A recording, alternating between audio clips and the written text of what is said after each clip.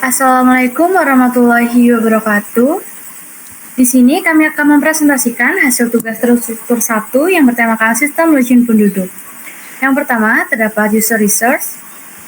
Pada tahap ini, kami telah mengumpulkan data dari pengguna sistem login untuk penduduk melalui survei online menggunakan Google Form yang disebarkan kepada mahasiswa dan orang terdekat.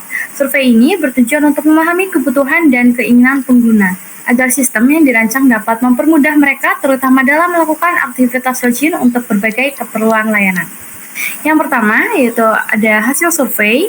Pada pengalaman pengisian data diri, terdapat 82,5% responden pernah mengisi data diri secara online, sementara 17,5% belum pernah.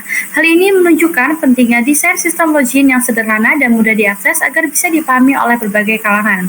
Selanjutnya, ada frekuensi penggunaan sistem login. Terdapat 80% responden melaporkan bahwa mereka sangat sering menggunakan sistem login untuk layanan online, sedangkan 7,5% menggunakan beberapa minggu sekali dan 12,5% jarang. Ini sistem yang intuitif dan mudah diakses dengan kebiasaan pengguna.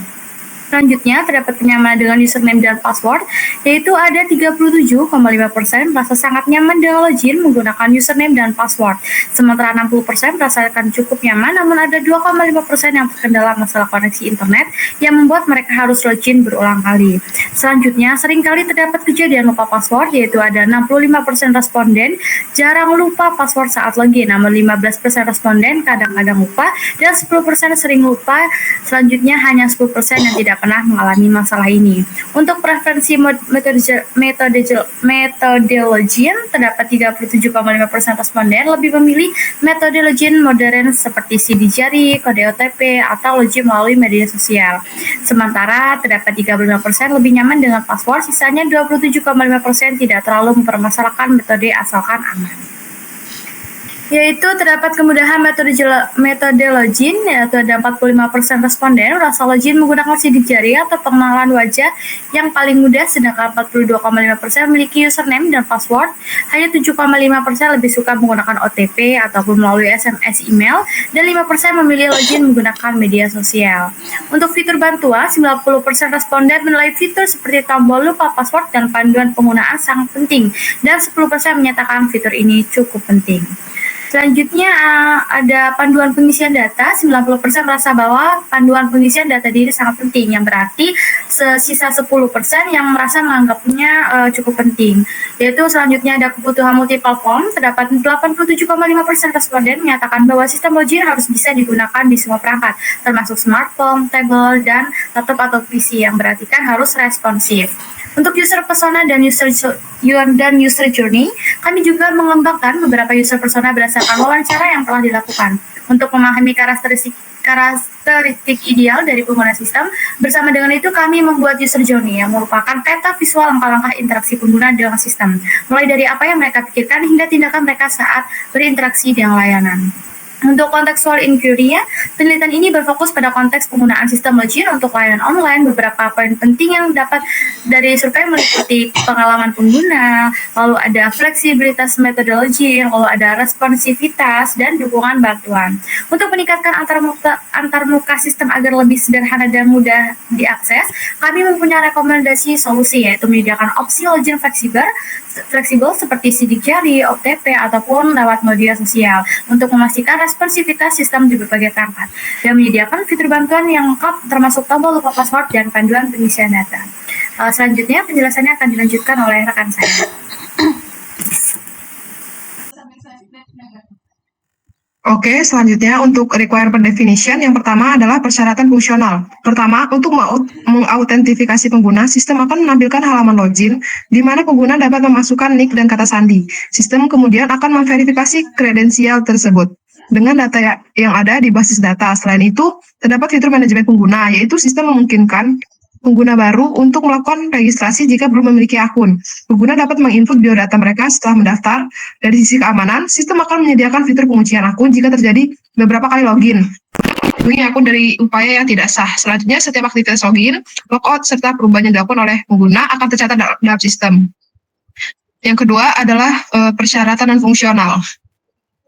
Sistem harus memproses login dalam waktu kurang dari 2 detik, sehingga menjaga waktu respon yang cepat. Dari segi skalabilitas, sistem perlu dirancang agar dapat berkembang dan menangani peningkatan jumlah pengguna dan data di masa mendatang.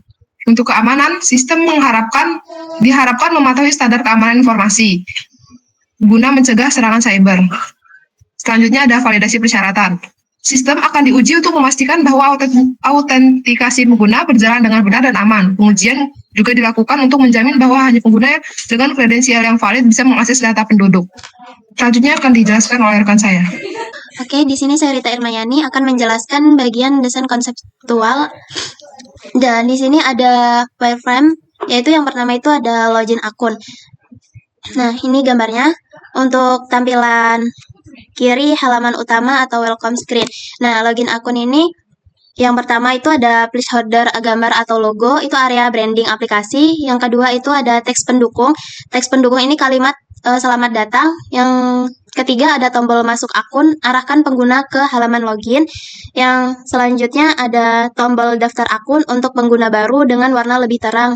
Lalu ada halaman login, di situ ada judul menunjukkan halaman login, kolom NIK, dan kata sandi.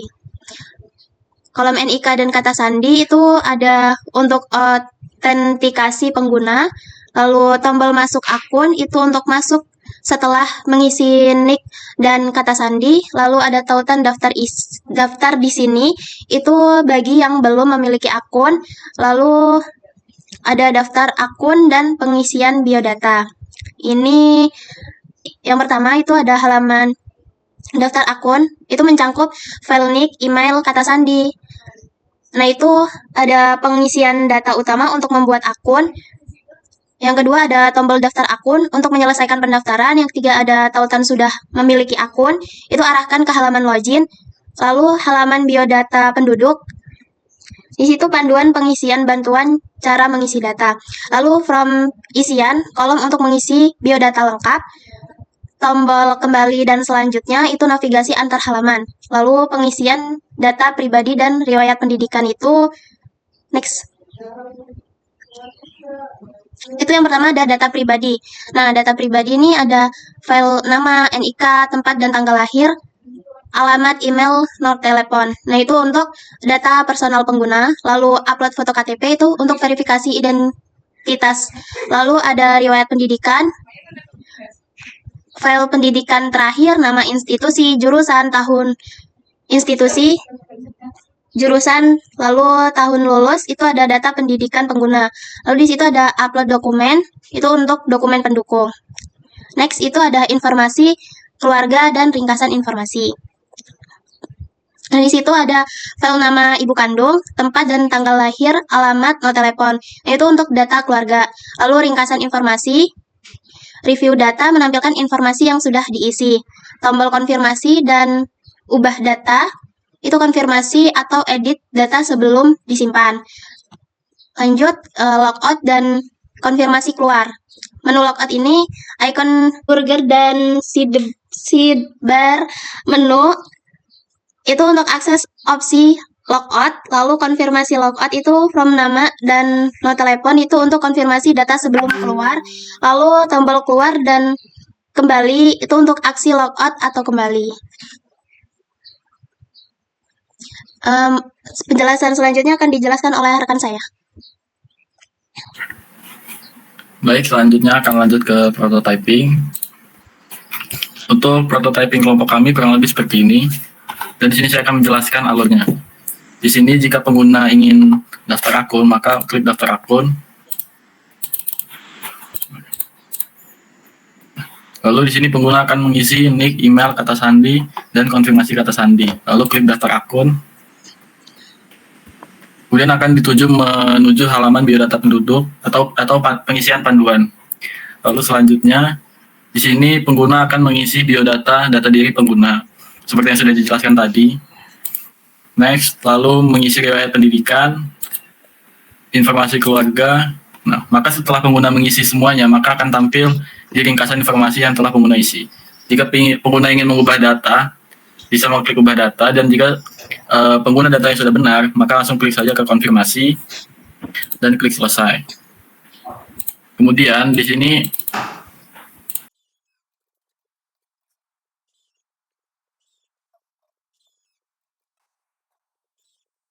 Di sini kurang lebih untuk masuk akun, pengguna bisa mengklik masuk akun dan hanya mengisikan link dan kata sandi.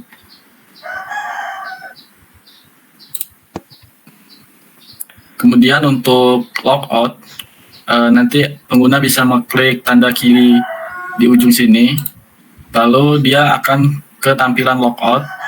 Pengguna hanya mengklik lambang logout ini dan akan menuju ke konfirmasi logout. Jika sudah keluar, maka akan kembali lagi ke halaman awal, yaitu halaman ini.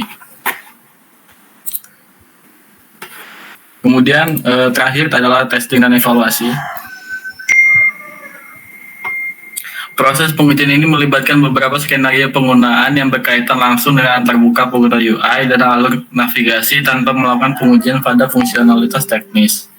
Berikut adalah beberapa macam rincian pengujian. Yang pertama ada pengujian tampilan login, kedua pengujian navigasi di dashboard, ketiga pengujian form pengisian data diri, keempat pengujian tampilan riwayat pendidikan, kelima pengujian form kontrak dan informasi keluarga, keenam pengujian tampilan konfirmasi data, ketujuh notifikasi sukses, terus kedelapan pengujian fitur logout, kesembilan pengujian verifikasi keluar. Terus evaluasi yang didasarkan pada umpan balik yang diberikan oleh user persona yang berfokus pada aspek visualisasi dan navigasi itu ada satu, kemudahan pengguna, dan kedua itu ada efektivitas desain visual, ketiga kenyamanan navigasi, keempat kepuasan pengguna. Itu saya kembalikan ke moderator. Sekian presentasi dari kelompok kami, yaitu tentang sistem login penduduk. Kami akhiri. Wassalamualaikum warahmatullahi wabarakatuh.